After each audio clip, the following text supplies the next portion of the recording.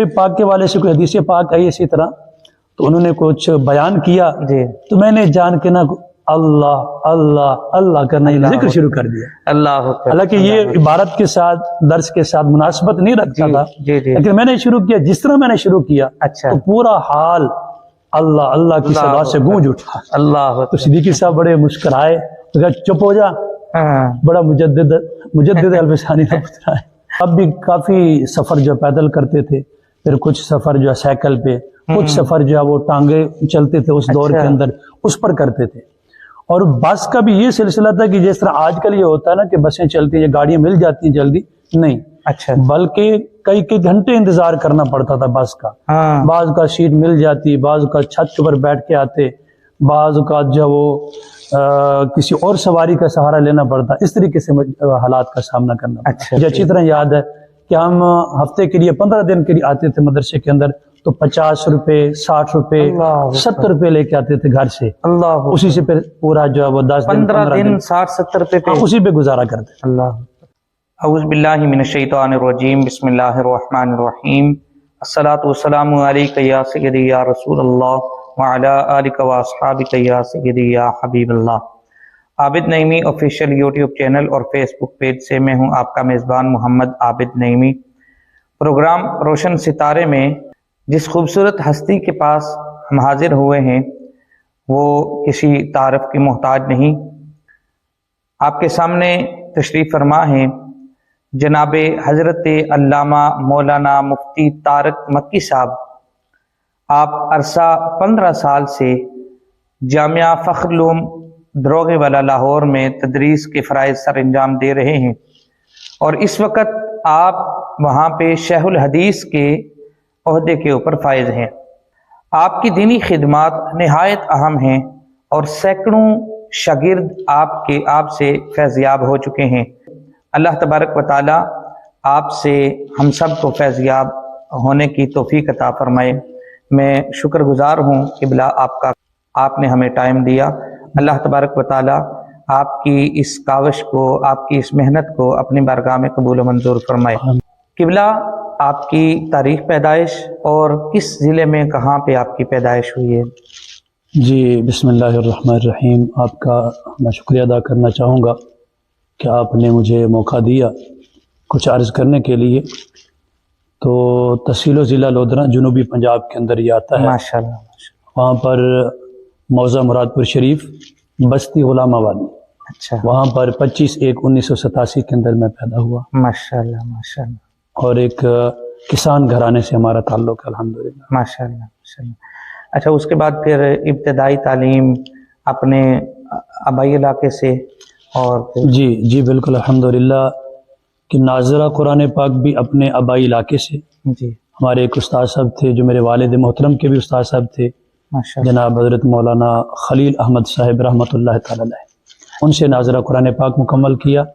پھر اس کے بعد قرآن پاک حفظ جو ہے وہ ہمارے علاقے کے نامور قاری صاحب ہیں محترم قاری نذیر احمد قادری صاحب. ماشاءاللہ. ان سے قرآن پاک جو ہے وہ مکمل کیا حفظ.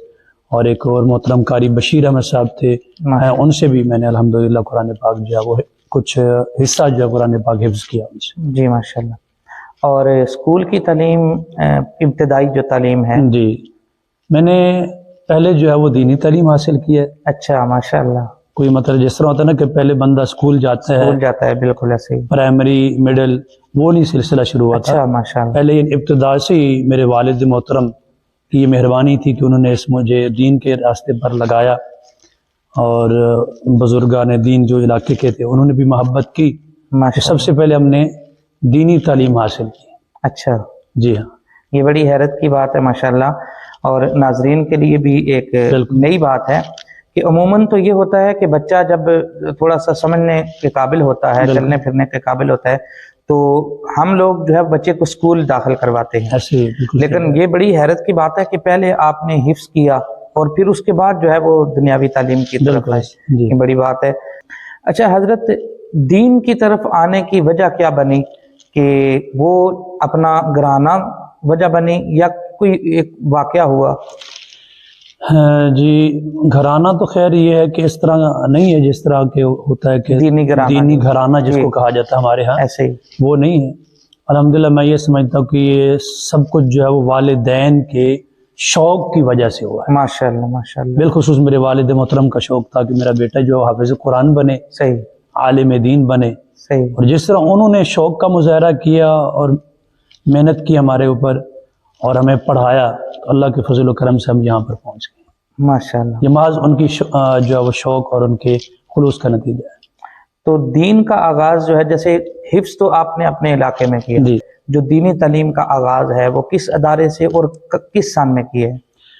جی میں نے جو عالم فاضل کا کورس ہے, جو ہمارے اندر درس کا کورس کہا جاتا ہے, وہ میں نے اپنے وہ بھی علاقے سے ہی, اچھا, ہمارے علاقے کے قریب ایک علاقہ پڑتا ہے جلال پور پیر والا کے قریب, اچھا, ایک بھوگی شہید علاقہ ہے. صحیح, ٹھیک ہے جی. وہاں پر ایک ادارہ تھا, وہاں پر میں نے باقاعدہ درس نظامی کا آغاز کیا. اچھا, ماشاءاللہ. یہ کوئی 1999 کے اندر. اچھا, صحیح جی. صحیح. تو اس کے بعد پھر لاہور کب تشریف لائے, اور جو دنیاوی تعلیم ہے جی وہ درس نظامی کے بعد اس کو جی اسٹارٹ بالکل. کیا یا کہ حفظ کے بعد؟ میں یہاں پر تھوڑی سی تفصیل عرض کرنا جی جی چاہوں گا بالکل بالکل. کہ وہاں پر بھوگی شہید سے میں نے درس نظامی کا آغاز کیا. جی, میرے پیر و مرشد اللہ تعالیٰ ان کے مزار پر کروڑوں رحمتوں کا نزول فرمائے, ان کی محبت اور ان کی شفقت کہ انہوں نے مجھے وہاں پہ داخل کرایا. ماشاءاللہ. تو وہاں پہ جو میرے پہلے استاذ محترم درس نظامی کے ہیں حضرت علامہ مولانا محمد اشرف فخری صاحب زیدہ مجد الکریم, ان سے آغاز کیا. پھر پیر خانے استاد صاحب تشریف لائے, وہاں پر پڑھاتے رہے, وہاں پہ پڑھا. پھر ہمارے تحصیل و ضلع لودھرا کے اندر جامعہ محمدیہ, وہاں پر تعلیم حاصل کی. پھر جامعہ اویسیہ بہاولپور کے اندر کچھ عرصہ پڑھا. اچھا, ماشاءاللہ. پھر جو میں نے موقوف علیہ تک مکمل کیے ہے وہ کانیوال جامعہ غوثیہ احسن المدارس کے اندر جو الحمدللہ موقوف علیہ تک مکمل. ماشاءاللہ ماشاءاللہ. اور کن کن اساتذہ سے زانو تلمذ طے کیا, کوئی جو آپ کے ذہن میں ہوں؟ جی جی. کون کون سے اساتذہ؟ میں نے درس نظامی کے اندر جو ہے وہ حضرت علامہ مولانا مفتی محمد ارشاد احمد صاحب نقشبندی رحمۃ اللہ تعالی ان کے پاس پڑھا ہے. حضرت علامہ مولانا مفتی محمد امیر احمد نقشبندی صاحب رحمۃ اللہ تعالی ان کے پاس بھی پڑھا ہے. اور ہمارے بہت بڑا ایک نام ہے حضرت علامہ مولانا محمد فیض احمد اویسی صاحب رحمۃ اللہ تعالی, جی, ان کے پاس بھی مجھے ان سے بھی شرف تلمذ جو ہے وہ حاصل ہوا ہے. جی. پھر اس کے بعد 2007 کے اندر میں نے دور حدیث شریف کیا جامعہ نظامیہ سے. اچھا, ماشاءاللہ. تو وہاں کے شیوخ الحدیث کسی تعارف کے محتاج نہیں ہیں, تو بطور برکت عرض کر دیتا ہوں. جی جی. شیخ الحدیث حضرت علامہ مولانا حافظ عبدالستار سعیدی صاحب زیدہ مجد الکریم, حضرت علامہ مولانا شیخ الحدیث ڈاکٹر محمد فضل حنان سعیدی صاحب, حضرت مولانا شیخ الحدیث محمد صدیق ہزاروی صاحب ماشاءاللہ زیدہ مجد الکریم, بڑی بزرگ ہستیوں. بالکل بالکل. مناظر اہل سنت, مناظر ابن مناظر, حضرت علامہ مولانا عبدالتواب صدیقی صاحب رحمۃ اللہ علیہ, ان سے بھی الحمدللہ جو وہ درس حدیث حاصل کیا ہے. بڑی بات ہے ماشاءاللہ. بڑی خوش قسمتی ہے حضرت کے ایسے بزرگ اساتذہ سے آپ کو جو ہے موقع ملا علم حاصل کرنے کا. اور یہ آج جو ہے وہ چیزیں آج نہیں ملتی. یہ بزرگ ہستیاں, چونکہ وہ حضور کی حدیث ہے کہ قریب قرب قیامت جو ہے وہ علم اٹھا لیا جائے گا, تو بزرگ ہستیاں جو ہے وہ آہستہ آہستہ چلی جا رہی ہیں. تو آپ خوش قسمت ہیں کہ ایسے بزرگوں کی صحبت آپ کو میسر آئی الحمدللہ. حضرت دوران طالب علمی کیسے حالات تھے اور کس طرح آپ جو ہے وہ علم حاصل کرتے رہے؟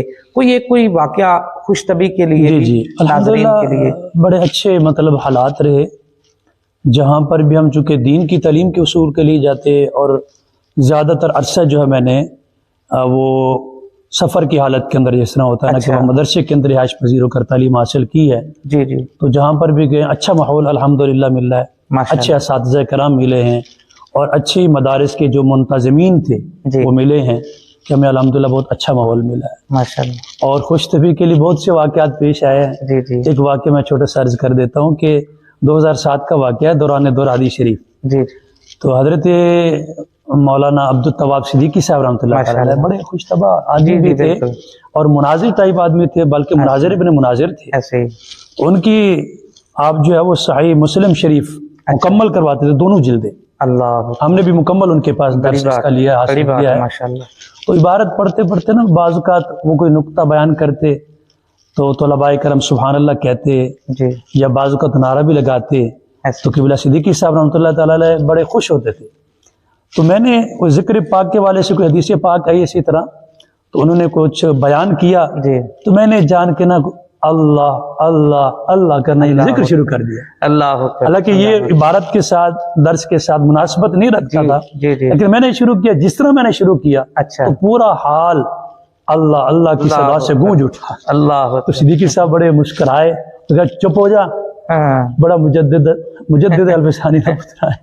اس طرح انہوں نے مطلب جب محبت والا انداز جو تھا وہ ماشاءاللہ ماشاءاللہ. اچھا ظاہر ہے دوران طالب علمی ہر طرح کے حالات سے انسان گزرتا ہے اور خصوصی طور پر دینی تعلیم یہ ہے ہی اللہ تعالیٰ نے غریبوں کے مقدر میں کی اور جو تھوڑا سا اچھے حالات کے ہوتے ہیں وہ یعنی کم ہی اس طرف آتے ہیں. تو اپنی مالی حالت کیسی رہی دوران طالب علمی؟ کن کن حالات سے آپ گزر کے یہاں پہ پہنچے؟ مشکلات یہی تھی کہ اس دور کے اندر ہمارے گاؤں سے اچھا مین جو روڈ لگتا تھا جہاں سے ہم بس پر سوار ہو کے لودھرا شہر میں جاتے مدرسے میں یا بہاولپور جاتے اکثر و بیشتر وہ تقریباً کوئی 5 سے 6 کلومیٹر بنتا ہے سفر. اچھا وہ پیدل ہی ہمیں کرنا پڑتا تھا اللہ اکبر اکثر و بیشتر. اور اسی طرح جب میں قاری بشیر احمد صاحب کے پاس قرآن پاک حفظ کرتا تھا تب بھی کافی سفر جو پیدل کرتے تھے. پھر کچھ سفر جو ہے سائیکل پہ کچھ سفر جو ہے وہ ٹانگے چلتے تھے اس دور کے اندر اس پر کرتے تھے. اور بس کا بھی یہ سلسلہ تھا کہ جس طرح آج کل یہ ہوتا ہے نا کہ بسیں چلتی ہیں یا گاڑیاں مل جاتی ہیں جلدی نہیں اچھا بلکہ کئی گھنٹے انتظار کرنا پڑتا تھا بس کا. بعض کا سیٹ مل جاتی بعض کا چھت کے اوپر بیٹھ کے آتے بعض کا جو وہ کسی اور سواری کا سہارا لینا پڑتا. اس طریقے سے حالات کا سامنا کرنا پڑتا. اچھا اور باقی مالی جو معاملات تھے الحمدللہ والدین کے معاملات جو مالی معاملات تھے وہ کافی بہتر تھے ماشاءاللہ تب بھی اس دور کے اندر. لیکن یہ ہے کہ وہ دور آج کے دور سے مختلف تھا. وہ 1 روپے والا 2 روپے والا 3 روپے والا دور تھا. مجھے اچھی طرح یاد ہے کہ ہم ہفتے کے لیے 15 دن کے لیے آتے تھے مدرسے کے اندر تو 50 روپے 60 روپے 70 روپے لے کے آتے تھے گھر سے. اللہ اسی سے پھر پورا جو ہے وہ 10 دن 15 دن 60-70 روپے پہ اسی پہ گزارا کرتے. اللہ آج تو بچہ جو ہے وہ 100-200 بالکل. اللہ اکبر. بڑی قربانیاں ہیں علماء کرام کی اور دین ہم تک جو پہنچا ہے یقیناً وہ قربانیوں سے ہی پہنچا ہے. جی تو اللہ تعالیٰ علماء کرام کی اس کاوش کو اس محنت کو قبول فرمائے. آمین.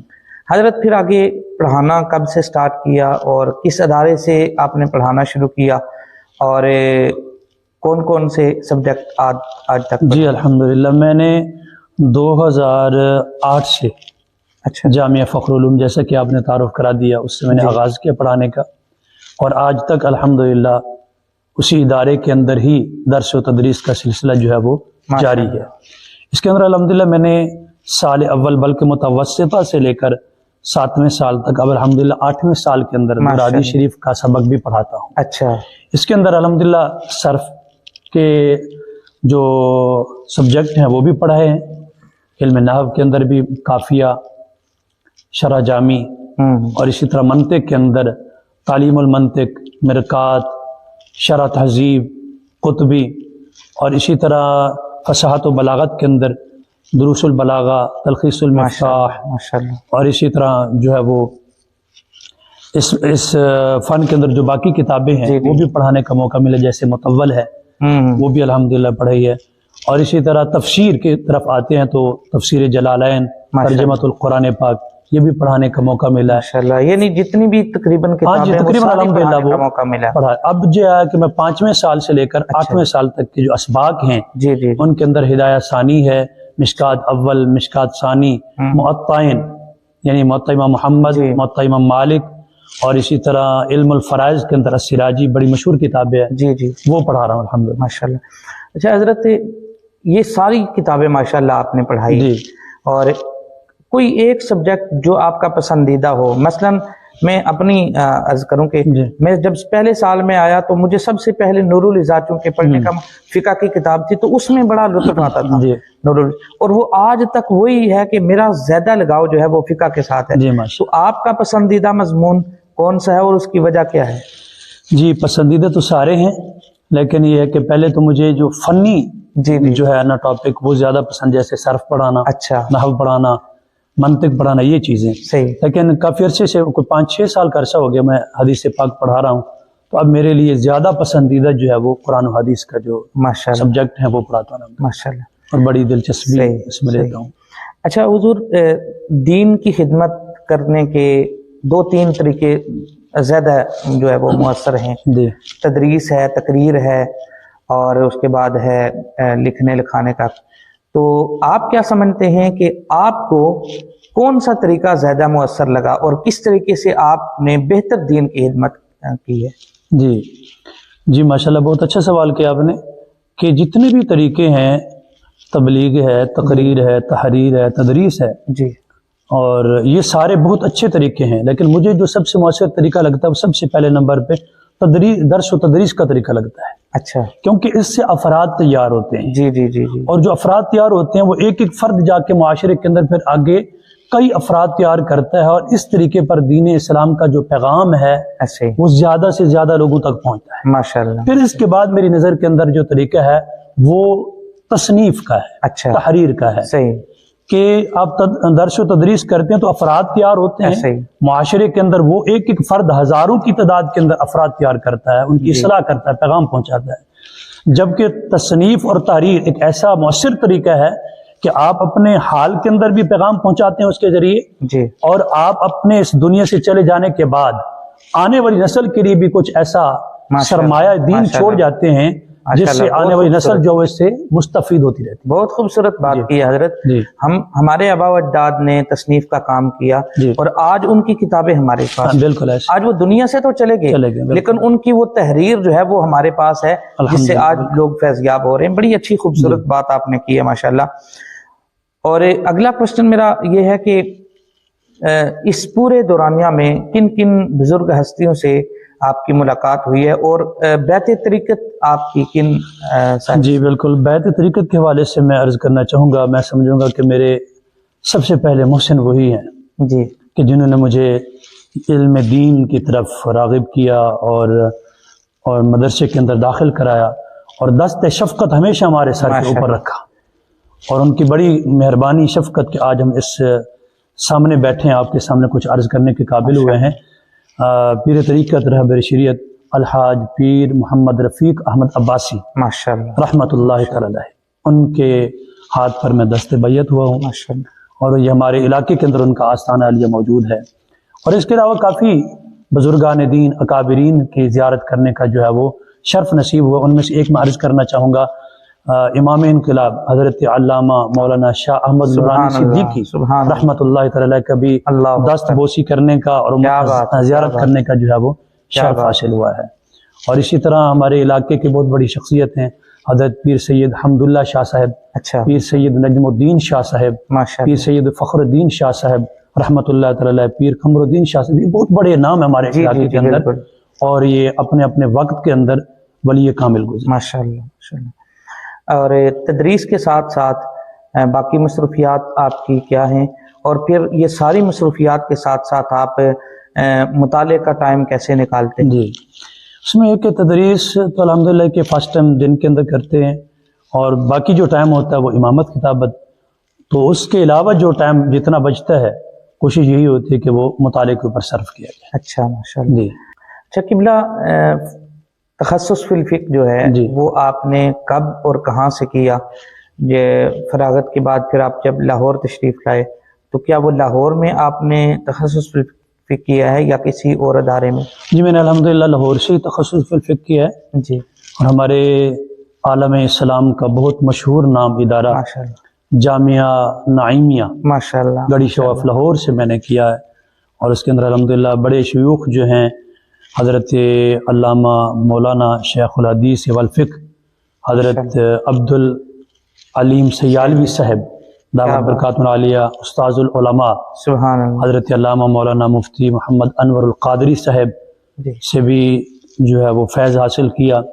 और इसी तरह शहीद पाकिस्तान व शहीद नमूस रिसालत सल्लल्लाहु अलैहि वसल्लम सुभान अल्लाह। हज़रत अल्लामा मौलाना डॉक्टर मोहम्मद सरफराज नाइमी साहब माशाअल्लाह। रहमतुल्लाह तआला उनसे भी जो है वो अच्छा, फैज़ हासिल किया माशाअल्लाह, है। और माशाअल्लाह। मुझे जहाँ तक याद पड़ता है कि वो आखिरी साल था आपका, अच्छा यानी हमारी जो तखस्सुस की क्लास थी ना, जी जी। हमने आखिरी उनके आपके पास सबक पढ़ा, तो उसके बाद मेरे ख्याल में अगले साल ही जो है ना आपकी शहादत हो। अच्छा अच्छा अच्छा, माशाअल्लाह।